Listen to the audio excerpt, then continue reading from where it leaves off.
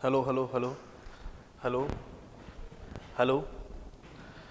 खुदी को कर बुलंद इतना कि खुदा भी बंदे से पूछे बता तेरी रजा क्या है। जय हिंद साथियों, मैं वीर मैथ स्पेशलिस्ट स्वागत करता हूं आपका ऑनलाइन की इस डिजिटल कक्षा में।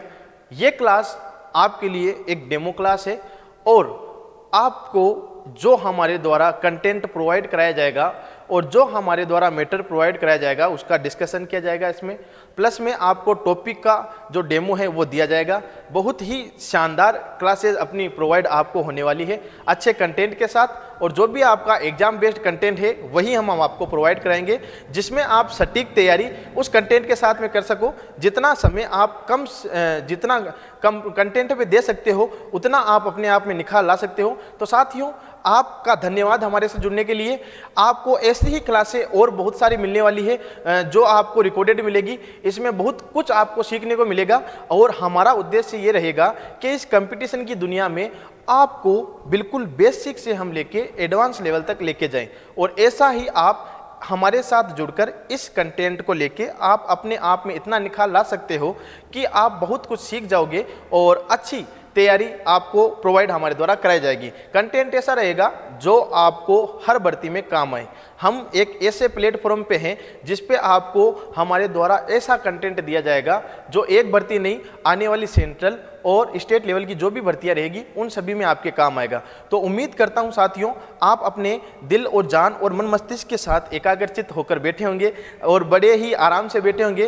तो आराम से साथियों आलकती पालकती मान लो। आपके वीर सर जो आपको किसकी गाइडेंस देंगे? मैथ की गाइडेंस देंगे। मैथ प्लस वीर सर का अगर आपके पास फॉर्मूला है तो आप जरूर किसको प्राप्त कर लोगे? सक्सेस को प्राप्त कर लोगे। और हमारे द्वारा बिल्कुल साधारण और बेसिक तौर पे आपको ये जो कंटेंट है वो प्रोवाइड कराया जाएगा। आप इस क्लास को देख के आप यकीनन मानिएगा, जरूरी नहीं है डेमो क्लास है तो हम आपको अच्छी चीज दे दें, नहीं, जैसा आपकी डेमो क्लास रहेगी वैसी की वैसी सारी क्लासेस आपके सामने प्रोवाइड होगी। तो साथियों, आज आपके लिए डेमो क्लास का पहला टॉपिक हम आपके लिए लेके आए हैं, जिसे मैथ और गणित, जो हमारी कॉम्पिटिटिव गणित है उसका नींव माना जाता है, नींव का पत्थर माना जाता है। तो आप जुड़िए, आराम से बैठ जाइए, एक अच्छे चेहरे के स्माइल के साथ बैठिए, अपने मन मस्तिष्क को एकाग्रचित करिए।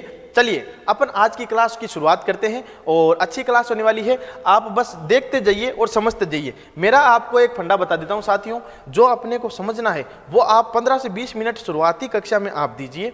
अच्छी तरीके से आपका कंसंट्रेशन बनाइए रखिए। गारंटी के साथ कहता हूं, एक बार क्लास में आपने 15-20 मिनट का कंसंट्रेशन बना लिया, फिर मैं पकड़ मजबूत कर लूंगा। बस आप ध्यानपूर्वक समझते जाइए, मैं आपको बोर नहीं होने दूंगा। जैसा आपको माहौल चाहिए वैसा क्लास का माहौल आपको मिलेगा। आपके वीर सर से आप जुड़े हो तो एक बात आप अपने दिमाग में बिठा लीजिएगा कि आप कभी भी ना तो अपने आप को ऐसे सोचोगे कि मेरे को ये चीज़ नहीं आती, मेरे को गणित नहीं आती, मेरे ये क्या हो गया, ऐसा मान कैसे आ गया। सारी चीज़ें आपको बेसिक तौर पे आपके ये मान लो बड़ा भाई मान लो, आपका साथी मान के सपोर्ट करे साथियों। चलिए आज अपन सिंपल से टॉपिक से शुरुआत करते हैं। जो बेसिक हमारा टॉपिक है मैथ का, जिसे अपन नंबर सिस्टम कहते हैं, और नंबर सिस्टम की शुरुआत बहुत ही बेसिक और सिंपल तरीके से अपन करेंगे। तो उम्मीद करता हूं आपने बड़ा ध्यान केंद्रित किया होगा, आपका समय लिया है, इसका मैं आपको फायदा भी दूंगा। आज की क्लास में आप 1 से 2 नंबर प्राप्त करके जाओगे, ये मैं कह रहा हूं आपको। आपने इस क्लास का ध्यान देना है अच्छी तरीके से। इस क्लास में 2 नंबर पक्के हो जाएंगे। ऐसे मान लो ये समय दे रहे हो ना, तो आधे घंटे पौन घंटे का समय आपका व्यर्थ नहीं जाएगा। इस क्लास में आपका पूरा 100% 2 नंबर पक्के होंगे। बस कॉन्सेंट्रेट कर लो। नंबर सिस्टम क्या होता है साथियों?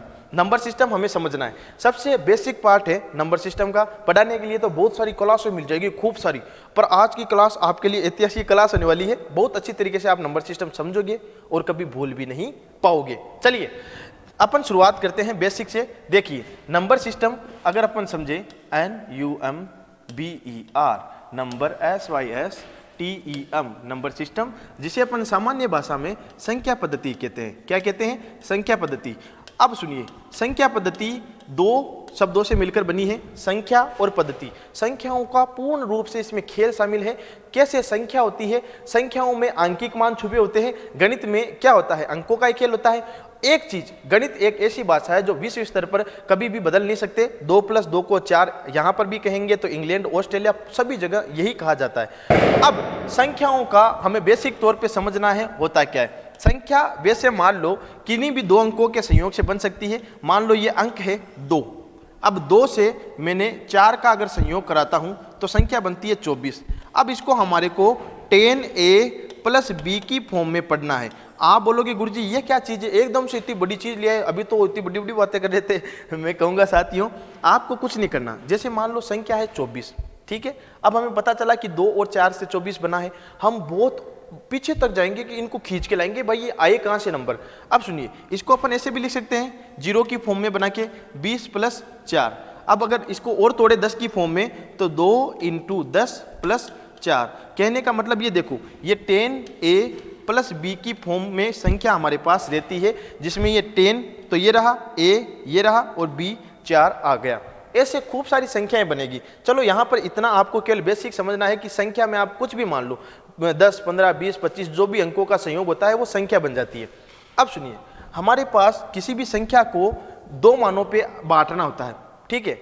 अब संख्या जो आपके पास प्रोवाइड है, मान लो अगर मैंने लिखा 1225, कितना लिखा 1225, अगर मैं इसको 0 की फॉर्म में तोड़ता हूं तो मैं इसको लिख सकता हूं 1200 प्लस 25, और मैं तोड़ूं तो 1220 प्लस 5, ऐसे भी लिख सकते हैं। और भी तोड़ सकते हैं, 1200 को तोड़ सकते हैं 1000, फिर इसके नीचे आ गया 200, फिर इसके नीचे आ गया 20, फिर इसके नीचे आ गया 5। ये सबसे छोटा रूप होता है संख्या का तोड़ने का।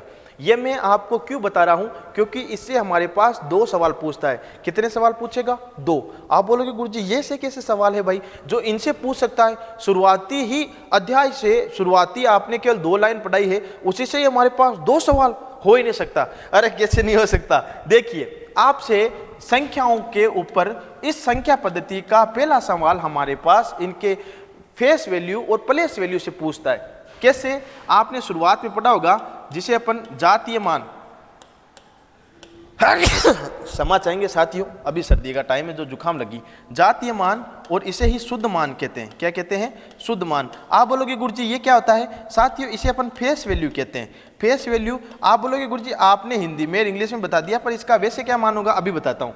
जातीय मान, शुद्ध मान भी कहते हैं। एक दूसरा होता है स्थानीय मान। कौन सा होता है? स्थानीय मान। अब सुनिएगा साथियों, ये स्थानीय मान को अपन प्लेस वैल्यू कहते हैं। क्या कहते हैं? Place value. अब ये दोनों चीज किस चिड़िया का नाम है तो अभी आप समझ गए, तो अब आज के बाद आप नहीं भूलोगे। देखो, कोई भी संख्या मैंने लिखी, 1245 मैंने आपके सामने लिख दी, तो जो संख्या का जातीय मान होगा ना, संख्या का जातीय मान वह मान होता है जो वो संख्या जिस मान पे स्थित होती है। मान लो 5 है तो 5 का मान 5 ही है, 4 का जातीय मान 4, 2 का 2, 1 का 1।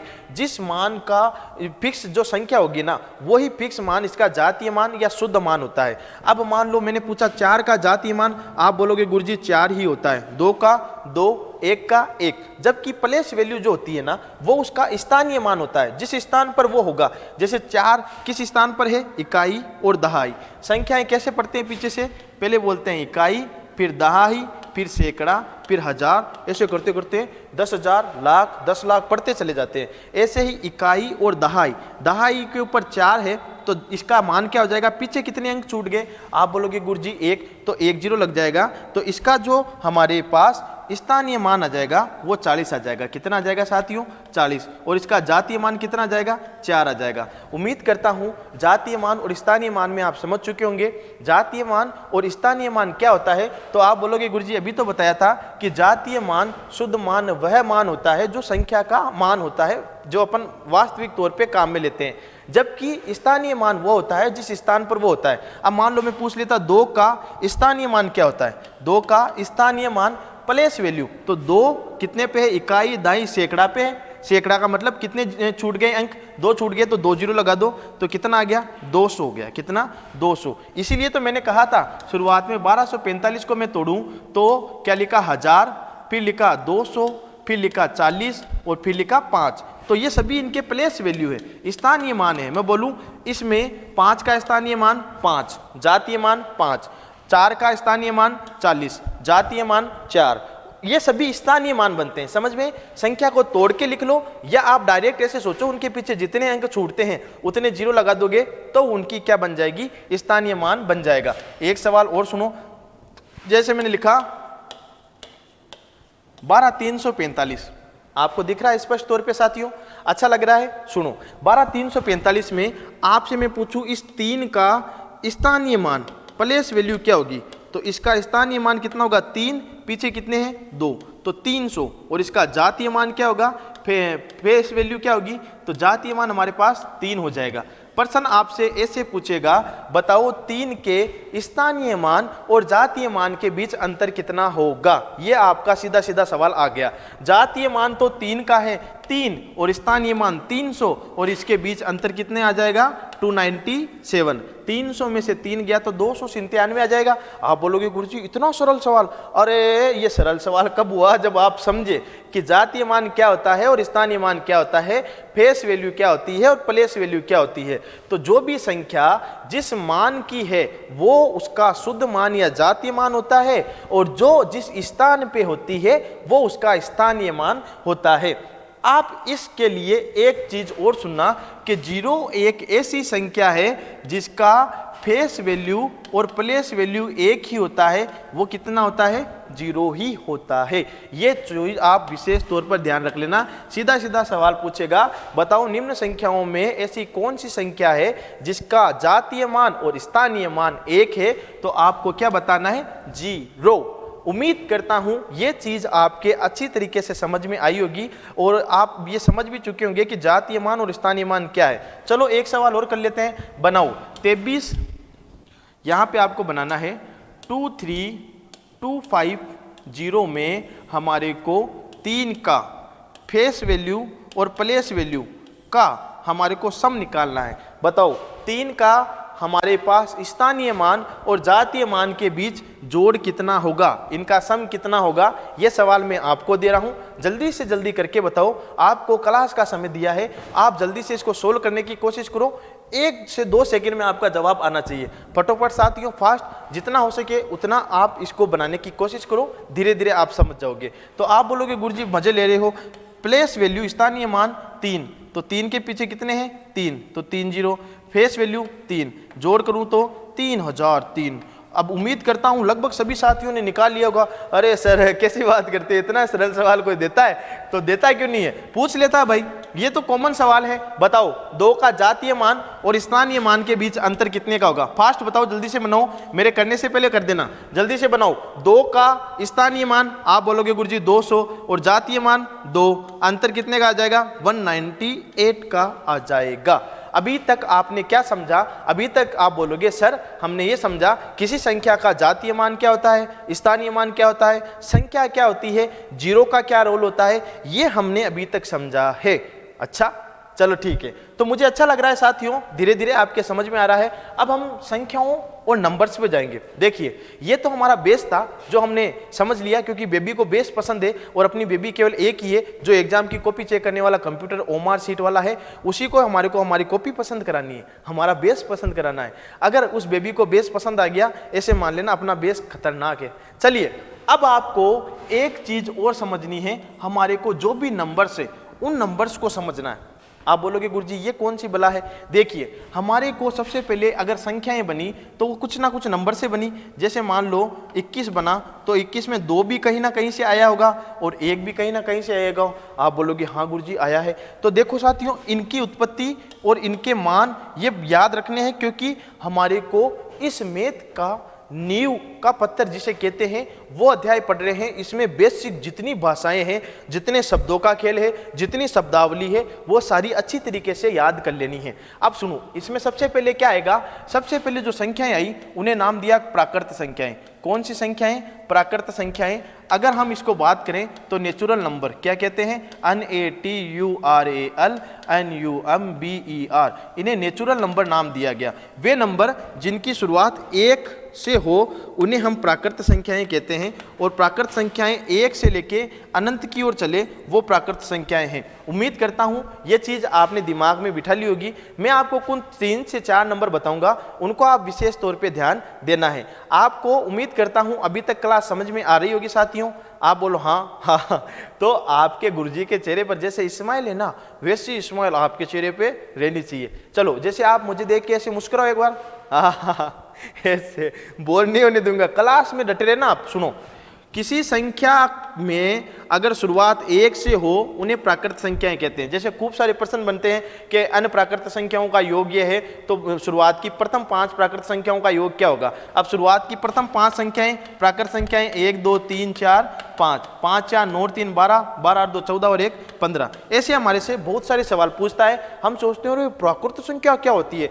सर प्राकृत संख्या वो होती है जो 1 से चालू होकर अनंत तक जाती है। अब हमारे साइंटिस्ट के पास, जैसे बच्चे के पास खिलौना आ जाता है तो वो अलग अलग खेलने लग जाता है। अरे वाह, इसमें चाबी बढ़ते ये भागेगा, अरे वाह इसमें वो भागेगा, अरे वाह इसका करने से ऐसे होता है। तो बच्चे में जैसे क्रियोसिटी होती है, वैसे ही हमारे साइंटिस्ट में क्रियोसिटी आ गई। अब उनके 1 से लेकर अनंत तक की संख्या आ गई। अब वो खेलने लगे, अरे 1 में 2 जोड़ू तो 3 आता है, वाह क्या संख्या बना दी। अरे 4 और 2 को बनाने से 42 बनता है, वाह। अरे 4 में से 2 गया, 4 में 2 जोड़ा तो 6 आता है। ऐसे खूब सारी संख्याएं जोड़ जोड़ के लाखों करोड़ों अरबों संख्याएं बना दी है। अब गाड़ी फंसने वाली थी इनकी। अब गाड़ी जब फंसी, जब बच्चा जैसे अपन मान लो कि उसको खिलौना देते हो, खेलता खेलता एकदम से उसके कोई ना कोई रुकावट आ जाती है, वो रोने लग जाता है ना, वैसे ही हमारे इन वैज्ञानिकों की गाड़ी फंस गई थी। बोले अरे 3 में 2 जोड़ूं तो 5 आता है, चलो ठीक है यार, 5 में 3 जोड़ूं तो 8 आता है, ये भी बात ठीक है। अब मैं 5 में क्या जोड़ूं कि वापस क्या आ जाए, हमारे पास 5 ही आ जाए। अब फिर उन्होंने सोच में पड़ गए, अरे 6 में मैं क्या जोड़ूं कि बराबर में 6 आ जाए। क्यों, इतनी देर तो संख्याएं ऊपर मान की ओर बढ़ रही थी। भाई इनको पता था कि 6 में 1 जोड़ूं तो 7 आएगा, मतलब जो भी जोड़ूंगा उससे ज्यादा ही आता है। अब इनको क्या पता था, ऐसी भी संख्या की खोज होने वाली है जिसको किसी भी संख्या में जोड़ो तो वही संख्या आती है। अब आप तो आधे से ज्यादा बता चुके हो, दिमाग लगा लिया, अरे सर हमने पहचान लिया। आपको तो चलो मान लिया प्रकृति का नियम है, गणित में कहीं ना कहीं पढ़ लिया होगा, लेकिन उस समय सोचो इनकी कितनी तकलीफ हुई होगी सोचने में। ऐसी कौन सी संख्या। फिर हमारे भारतीय वैज्ञानिकों ने, आर्यभट्ट साहब ने, जिनको मैं कोटि कोटि नमन करता हूं, ऐसे हमारे वराहमिहिर हुए, रामानुजाचार्य जी हुए, आर्यभट्ट साहब हुए, जिनको हम देख के, जिनसे हम सीख के इतना सब कुछ आज सीख लिया, जिनकी थ्योरियां, जिनके कंसेप्ट आज पूरे विश्व में फेमस है, उनके द्वारा हम आज गणित को इस प्रकार पढ़ पा रहे हैं।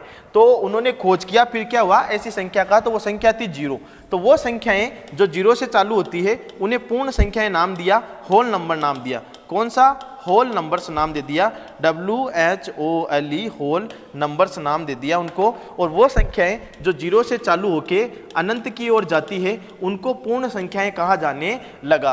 अब फिर मजा आ गया, अरे वाह 0 से जोड़ा तो 2 को 0 में जोड़ोगे तो 2 आएगा। 0 का खेल बताऊं, 0 को किसी संख्या में जोड़ो और किसी संख्या में घटाओ तो वही संख्या आती है। आप बोलोगे गुरुजी ये तो पता है, 0 को बड़ी से बड़ी संख्या से अगर तुम गुणा कर दोगे तो बड़ी से बड़ी संख्या क्या हो जाएगी, 0। आप बोलोगे अरे वाह गुरुजी, मतलब कितनी भी बड़ी से बड़ी संख्या ले लो, उसको तुमने 0 से गुणा कर दिया तो वो तुरंत 0 हो जाएगी। एक नियम और समझो, 0 में किसी संख्या का भाग लगाओ या किसी संख्या में 0 का भाग लगाओ, 0 में अगर किसी संख्या का भाग लगाता हूं तो उत्तर मेरा 0 ही आएगा। अगर 0 का भाग लगा दिया तो उत्तर रुकेगा ही नहीं, इन्फिनिटी आता है। देखिए साथियों कितना अच्छा 0 का खेल है कि 0 को किसी संख्या में, अगर 0 में किसी संख्या का भाग देंगे तो उत्तर 0 ही आता है। आप बोलोगे गुरुजी ठीक है, लेकिन 0 का भाग लगा दिया ना तो उत्तर रुकेगा ही नहीं साथियों, अनंत उत्तर आता है जिसे इन्फिनिटी वैल्यू कहते हैं। हमारे रामानुजाचार्य जी ने इसके ऊपर क्रियोसिटी बताई थी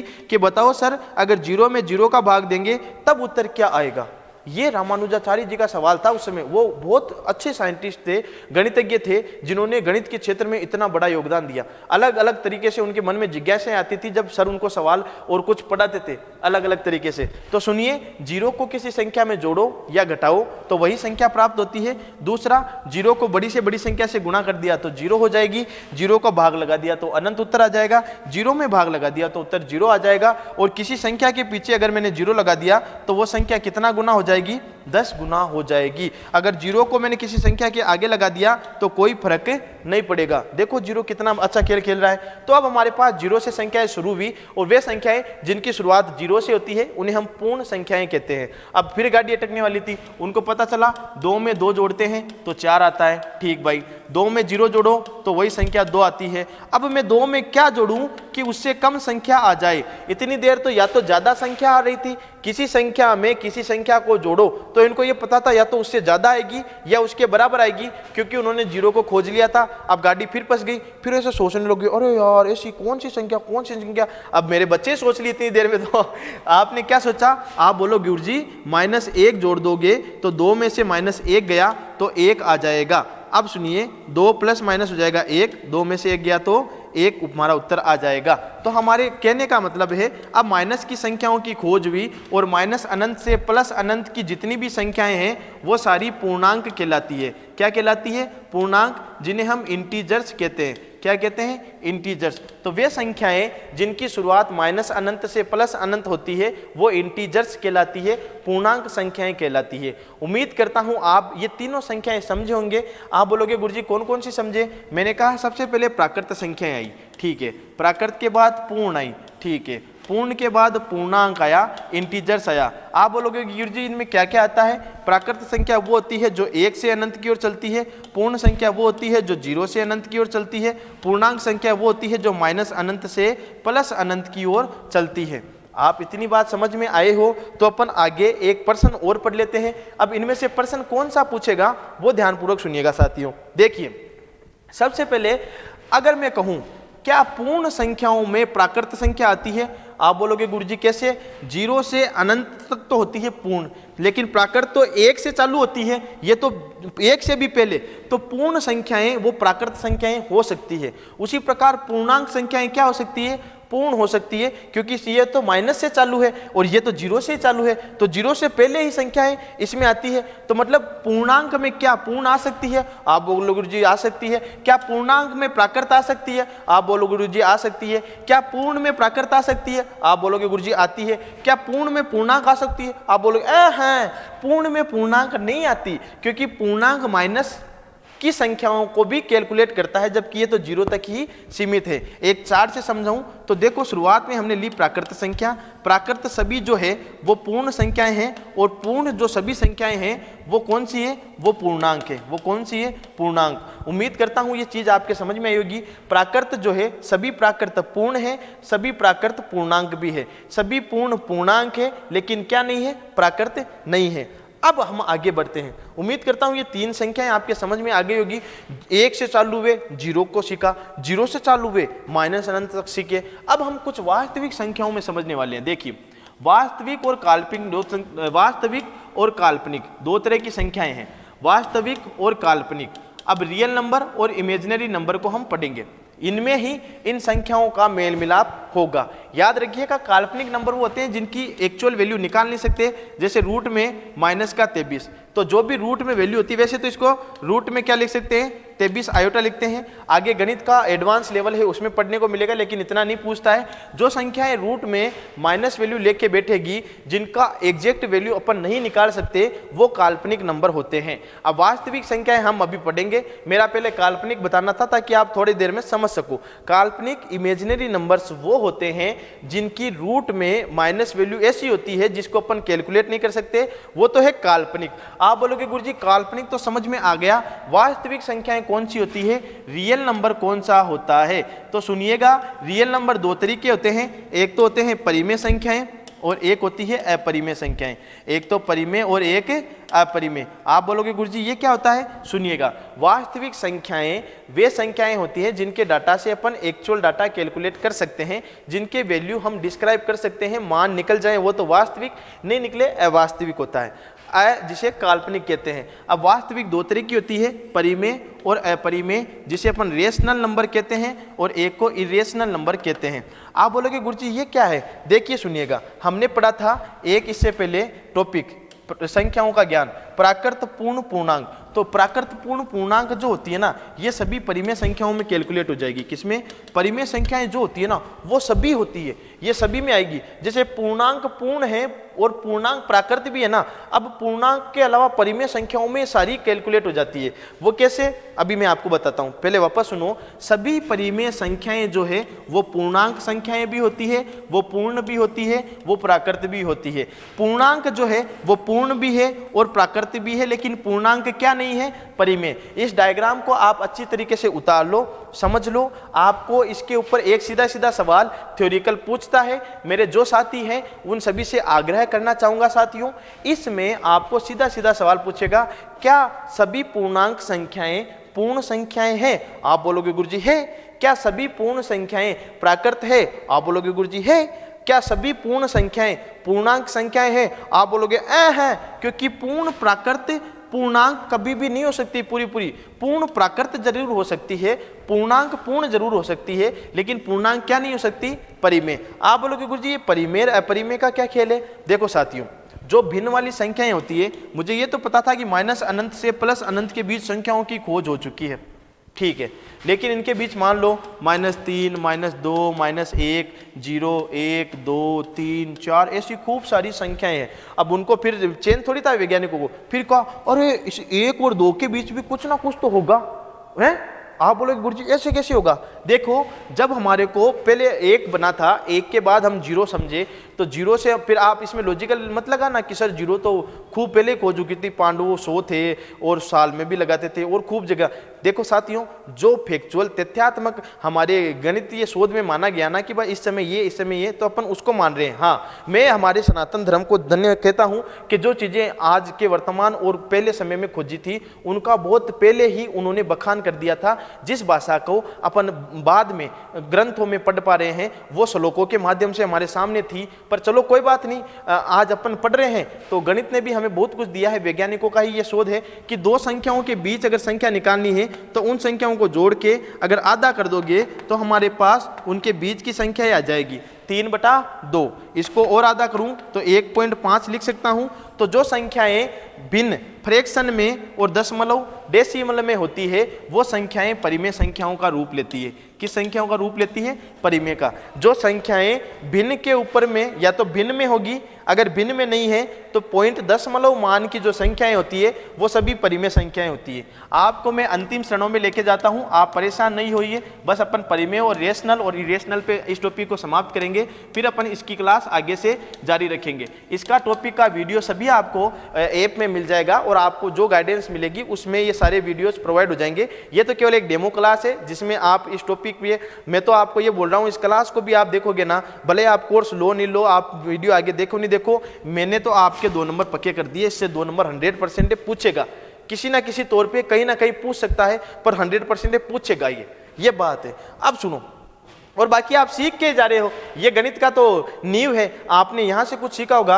आप मेरे से जुड़े, मैं तो आपका धन्यवाद कहता हूँ, आपका बहुत बहुत धन्यवाद जो आप क्लास से जुड़े और इतने बड़े शिक्षा क्षेत्र में हमारे को भी मौका दे रहे हो बढ़ने के लिए। थैंक यू सो मच आपका। देखिए, परिमेय और अपरिमेय क्या होती है। आपको परिमेय सीखना है तो परिमेय जिसे भिन्न P/Q के रूप में लिख सकते हैं, भिन्न के रूप में लिख सकते हैं या दशमलव रूप में लिख सकते हैं, वो परिमेय है। और जिसका दशमलव रूप या भिन्न रूप नहीं बना सकते वो अपरिमेय होती है। ध्यान रखिएगा, परिमेय संख्याओं में नीचे जिसका भी भाग दो 0 के अलावा तो वो बात लागू है, लेकिन यहाँ 0 का भाग नहीं लगाना है, क्योंकि आपके गुरुजी ने बताया था कि किसी संख्या में 0 का भाग दे दोगे तो उत्तर रुकेगा ही नहीं, आता जाएगा आता जाएगा आता जाएगा, अनंत आ जाएगा। अब आगे सुनिए, अब ये तो रहा पहला डिफरेंस, जिसे अपन P/Q के रूप में लिख सकते हैं वो तो है परिमेय, और जिसको नहीं लिख सकते वो है अपरिमेय।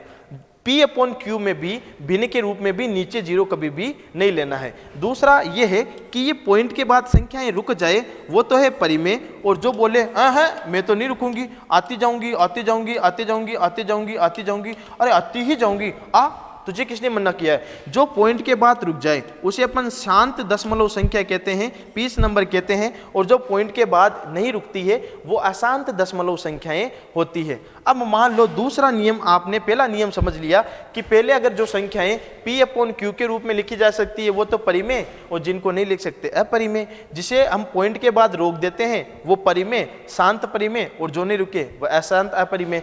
अगर मान लो ये बोलती है हाँ मैं तो ऐसे, मान लो तुम भी चलेगी तो मैं भी चलूंगा, अपने घर में हो जाता है, मान लो छोटे के बड़े बढ़िया कपड़े ला दिए, बड़े के ऐसे ला दिए, तो बोलोगे पापा ये तो गलत हो गया, मैं भी उसके जैसे लूंगा। तो ये बोलती है परिमेय, बोलती है परिमेय को अरे तू तो इतनी खतरनाक चली रे, रुकी नहीं, जाती जा रही, मैं भी नहीं रुकूंगी। तो अगर ये नहीं रुकेगी तो ये भी चलेगी, पर ये कैसे चलेगी? एक निश्चित क्रम में चलेगी। किस क्रम में? निश्चित क्रम में चलेगी। तो जो संख्या पॉइंट के बाद निश्चित क्रम में चलती है, अंकों की पुनरावृत्ति करती है, वो तो परिमेय, और जो पुनरावृत्ति नहीं करे, अलग अलग ढंग से चले। अब मान लो परिमेय चलेगी ना, तो बिल्कुल ऐसे चलेगी, एकदम शांत स्वभाव में, बिल्कुल वापस जाएगी तो ऐसे जाएगी। जबकि अपरिमेय चलेगी ना, ऐसे ऐसे चलेगी, ऐसे टुमुक टुमुक के, कभी 2, कभी 3, कभी 4, कभी 5। अरे तेरी तो जो संख्या पॉइंट के बाद नहीं रुके, बढ़ती जाए, घटती जाए, एक निश्चित मान नहीं आए, वो तो अपरिमेय, और जो आ जाए वो कौन सी है? परिमेय। आप बोलोगे गुरुजी ऐसे कैसे? ऐसे ही होता है बेटा, जो संख्या पॉइंट के बाद एक निश्चित क्रम में चलेगी वो परिमेय। अगर इसकी पुनरावृत्ति रोकनी है तो आपको आविष्कार कर दिया गया है। मतलब मान लो अगर कोई संख्या पॉइंट के बाद रिपीट होती है तो उसको रिपीटेशन को रोकने के लिए बार का आविष्कार हुआ है। तो जो संख्या के ऊपर बार लगा दो, जिसकी रिपीटेशन होती है उसके ऊपर बार लगा दोगे तो वो रुक जाएगी। तो जो संख्या पॉइंट के बाद निश्चित क्रम में चले वो तो परिमेय, जो नहीं चले वो अपरिमेय। एक और सुनो, परिमेय और अपरिमेय में फर्क इतना है कि परिमेय की वैल्यू रूट में निकल जाती है। रूट में 25, रूट में 64 ये सभी परिमेय हैं, जबकि रूट में 24, रूट में 65 ये सभी अपरिमेय के रूप में काउंट होती है। तो ये रहा परिमेय और अपरिमेय का कंसेप्ट। जो पॉइंट के बाद रुक जाए वो परिमेय, नहीं रुके अपरिमेय। पॉइंट के बाद जिसकी एक निश्चित क्रम में रिपीटेशन हो वो परिमेय, जिसकी नहीं हो अपरिमेय। रूट में जिसकी वैल्यू निकल जाए वो परिमेय, जिसकी नहीं निकले अपरिमेय। याद रखना, एक गणितीय वैल्यू ई और पाई दोनों ही किस श्रेणी में माने जाते हैं? अपरिमेय की श्रेणी में माने जाते हैं। अपरिमेय में ई और पाई अपरिमेय है, जबकि पाई का अपन एग्जैक्ट वैल्यू लेते हैं ना 3.14 या 22/7, यही ध्यान रखना, ये दोनों ही परिमेय संख्याएं हैं। कौन सी है? परिमेय संख्या है। जबकि ई और पाई दोनों कौन सी है? अपरिमेय संख्या है। अब यहाँ पर मैंने प्रश्न आया हुआ भी है, ये प्रश्न आपसे क्वेश्चन पूछ ले, बताओ निम्न में से कौन सी परिमेय नहीं है? परिमेय नहीं है तो आपके सामने देगा 0, 3.14, 22/7 और पाई। तो इनमें से पाई जो है ना वो अपरिमेय संख्या होगी। बाकी 0 भी है, 3.14 भी है और 22/7 भी है। ये तो चलो अपन सुविधा के लिए लिए हैं कि पाई का मान हमारा चलो इतना लंबा जाता है तो 3.14 ले लो रे यार, इससे सरल हो जाएगा, और 22/7 ले लो, इससे भी वही मान आने वाला है। बाकी इससे ध्यान रखना, इंटरनेशनल पाई डे आपका 14 मार्च को मनाया जाता है। इंटरनेशनल पाई डे का मतलब 14 का मतलब 14 तारीख, तीसरा का मतलब मार्च, तो 14 तारीख और तीसरा महीना, तो 14 मार्च को अपन क्या मनाते हैं? इंटरनेशनल पाई डे मनाते हैं। इससे आप ये भी याद रख सकते हो, सीधा सीधा सवाल आएगा। तो साथियों ये थी कुछ अपने पास क्लास, इसमें अपन ने बेसिक पढ़ा है। अभी और बहुत कुछ है इसमें सीखने के लिए जो अपन आगे की क्लास में पढ़ेंगे। इसके बहुत सारे प्रश्न हैं। आज की क्लास में हमने face value, place value, number को पढ़ा, कैसी संख्याएं बनी, कैसी प्राकृत बनी, पूर्ण बनी, पूर्णांक बनी, वास्तविक बनी, काल्पनिक बनी, वास्तविक में परिमेय क्या होती है, अपरिमेय क्या होती है, परिमेय में क्या डिफरेंट है, अपरिमेय में क्या डिफरेंट है। बहुत सारी चीजें हैं जो आपने आज गेन की है और बहुत अच्छा लगा मुझे आपके साथ जुड़ के। आप ऐसे ही बने रहिए साथियों, आपका साथ और सपोर्ट बनाए रखिए। अगली क्लास में बनेंगे, उम्मीद करता हूं ये चीज समझ में आई है। ऐसी की ऐसी क्लासें आगे वाली रहने वाली है। आप आराम से पढ़िए, मस्त रहिए, बढ़िया तैयारी पर कंसंट्रेट करिए। तब तक स्वस्थ रहिए, हंसते रहिए, हंसाते रहिए, मुस्कुराते रहिए, खुश रहिए। चलिए नेक्स्ट क्लास में मिलते हैं, तब तक बने रहिए। जय हिंद, जय भारत।